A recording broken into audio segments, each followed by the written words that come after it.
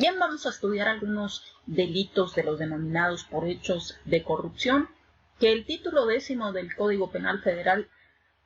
así se denomina, delitos por hechos de corrupción.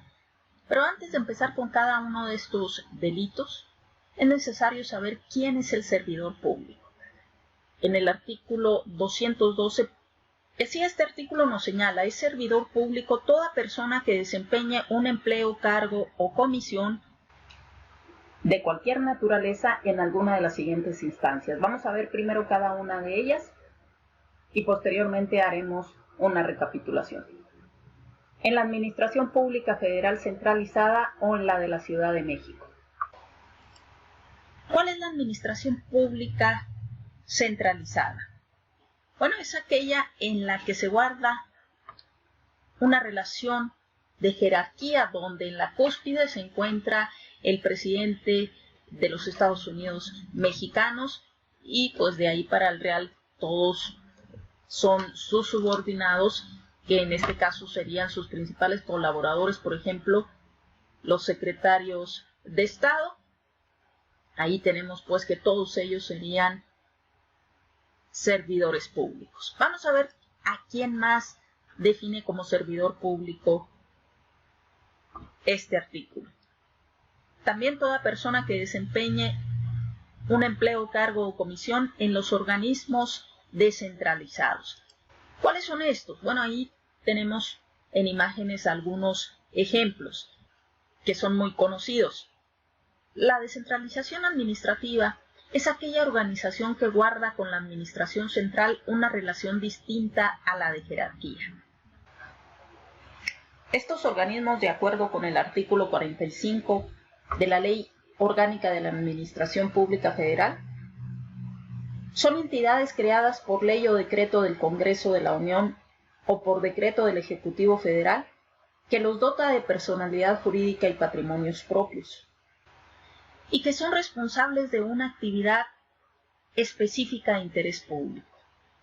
Por ejemplo, el maestro Andrés Serra Rojas nos establece que descentralizar no es independizar, sino solamente dejar o atenuar la jerarquía administrativa, conservando el poder central limitadas facultades de vigilancia y control. Las empresas de participación estatal mayoritaria. Liconsa es una sociedad anónima de capital variable, pero además es una empresa de participación estatal mayoritaria, dedicada a industrializar leche de elevada calidad y distribuirla a precio subsidiado, a un precio menor, en apoyo a la nutrición de millones de mexicanos que se encuentran en condiciones de pobreza. No solamente son empresas de este tipo la que estamos viendo en pantalla, sino también las que ya habíamos estudiado en derecho bancario, las instituciones nacionales de crédito. Recordemos que la banca en México es de dos tipos, la banca múltiple, que son las que conocemos comúnmente, pero también está la banca de desarrollo, donde parte del capital lo aporta el gobierno y que está enfocado a desarrollar ciertos sectores. Pero además de ser las sociedades nacionales de crédito, empresas de participación estatal mayoritaria, también lo son aquellas sociedades de cualquier otra naturaleza, incluyendo organizaciones auxiliares nacionales de crédito, o nacionales también, pero de seguros y fianzas, en que se satisfagan ya sea uno o varios de los siguientes requisitos: que el gobierno federal o una o más entidades paraestatales, conjunta o separadamente, sean propietarios de más del 50% del capital social, o bien que en la constitución de su capital se hagan figurar títulos representativos de capital social de serie especial que solamente puedan ser suscritas, es decir, solamente pueda ser propietario de ellas el gobierno federal, o bien que al gobierno federal corresponda la facultad de nombrar a la mayoría de los miembros del órgano de gobierno o su equivalente,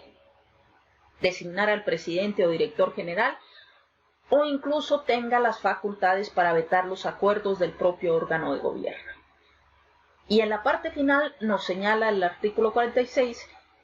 de la Ley Orgánica de la Administración Pública Federal que se asimilan a este tipo de empresas las asociaciones civiles y sociedades civiles, en las que la mayoría de los asociados sean dependencias o entidades de la Administración Pública Federal o servidores públicos federales que participen en razón de sus cargos, o alguna o varias de ellas se obliguen a realizar o realicen las aportaciones económicas preponderantes. En todos estos casos se trata, pues, de empresas de participación estatal mayoritaria, y todos los que desempeñen en estas un empleo, cargo o comisión serán también considerados como servidores públicos. También en el caso de los fideicomisos públicos, ahí tenemos algunos de ellos, que de acuerdo con el artículo 47 de la Ley Orgánica de la Administración Pública Federal, estos fideicomisos públicos son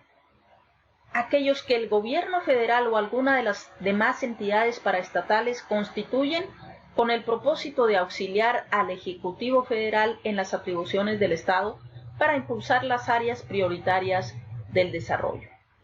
que cuentan con una estructura orgánica análoga a las otras entidades y que tengan comités técnicos. Aquí tenemos dos ejemplos, los fideicomisos instituidos en relación con la agricultura, el FIRA, y el FIFOMI, que es el Fideicomiso de Fomento Minero, cumpliendo en ambos casos con lo que establece el artículo 47. Su objeto, su propósito es auxiliar al Ejecutivo Federal en las atribuciones del Estado para impulsar las áreas prioritarias del desarrollo. También tenemos uno muy conocido y del cual se echa mano cada año, desgraciadamente, por los constantes acontecimientos de la naturaleza que nos azotan y que afectan gravemente a los sectores más vulnerables de la sociedad, de la población del país, y es el famoso FONDEN. Es un fideicomiso del Fondo de Desastres Naturales, del cual se extraen los recursos correspondientes cuando se declara alguna zona de desastre, como consecuencia, por ejemplo, de algún huracán o incluso de un terremoto, para que esos fondos sean liberados a los gobiernos y se hagan cargo de la situación. Pero también tenemos a las empresas productivas del Estado, que son Pemex y la Comisión Federal de Electricidad, que tras la reforma energética publicada en el Diario Oficial de la Federación el 20 de diciembre del 2013,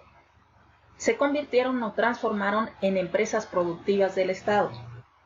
donde el gobierno federal mantiene la propiedad y el control sobre estas,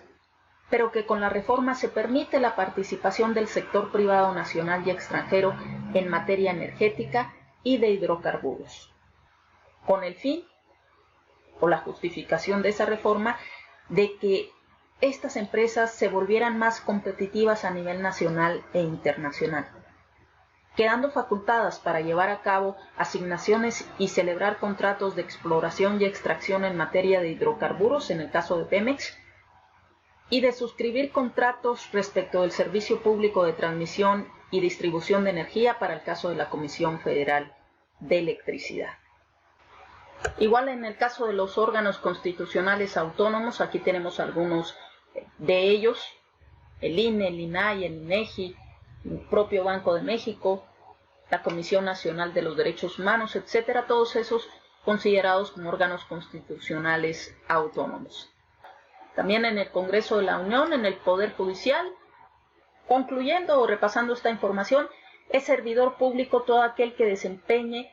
un empleo, cargo o comisión en cualquiera de estos, en la Administración Pública Federal centralizada o en la de la Ciudad de México, en los distintos organismos descentralizados, también en las empresas de participación estatal mayoritaria, en los fideicomisos públicos, en las empresas productivas del Estado, en los órganos constitucionales autónomos, pero también en el Congreso de la Unión y el Poder Judicial Federal, ahí integrando de alguna manera a los tres poderes. Y la parte final de este artículo agrega, además de estos, a los que manejen recursos económicos federales. Y estas disposiciones son aplicables también para gobernadores de los estados los diputados a las legislaturas locales, es decir, los diputados estatales, a los magistrados de los tribunales de justicia locales por la comisión de los delitos previstos en ese título 10º del Código Penal Federal en materia federal.